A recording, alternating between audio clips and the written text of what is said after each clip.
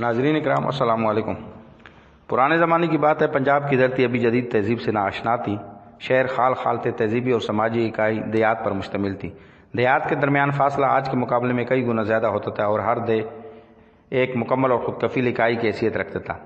گاؤں کے باسیوں کی سیاسی، سماجی، معاشی، معاشرتی غرض ہر قسم کی ضروریات کا سامان علاقے کے اندر ہی موجود ہوتا تھا۔ اس لیے گاؤں کی اکثریت ایسے لوگوں پر مشتمل تھی جنہوں نے ساری زندگی کبھی گاؤں سے باہر قدم تک نہیں رکھا تھا، یا پھر بڑی حد ہو گئی تو قرب جوار کی ایک دیہات کا سفر کیا ہوتا۔ گاؤں کے لوگوں کا غالب پیشہ کھیتی باڑی تھا، لیکن ہر گاؤں میں ایک لوہار، ایک ترخان، ایک نائی، ایک گورکن، ایک امام مسجد وغیرہ ہوا کرتا تھا۔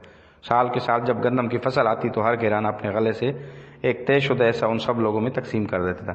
لوگ سادہ تھے، تنازع زیادہ نہیں تھے، چھوٹے موٹے مسئلے ہوتے، پنچایت بیٹھ جاتی، وہیں فیصلہ ہوتا، وہیں سزا جزا ہوتی اور دیہات کی زندگی آگے بڑھ جاتی۔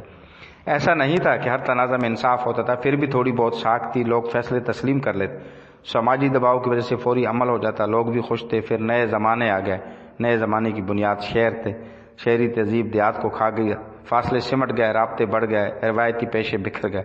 جہاں ہر پیشے نے نئی تہذیب اوڑھ لی، دنیا میں رونما ہونے والے تبدیلیوں کی وجہ سے نئی اور پرانی نسل کے درمیان جنریشن گیپ بڑھتا جا رہا ہے۔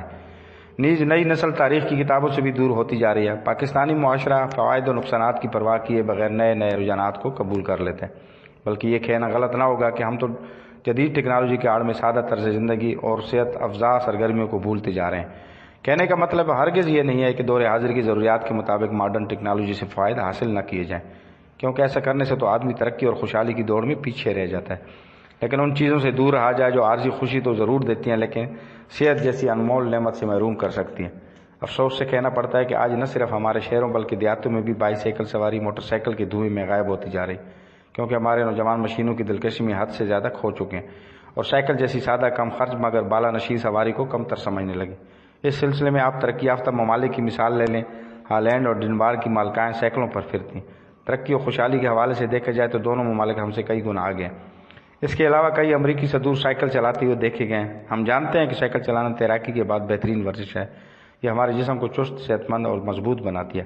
شاید یہی وجہ ہے کہ سائیکل چلانے والے 70 سال کی عمر میں بھی فٹ ہیں، انہیں بلڈ پریشر، کولیسٹرول، ذیابیطس اور قلب کی کوئی بیماری نہیں۔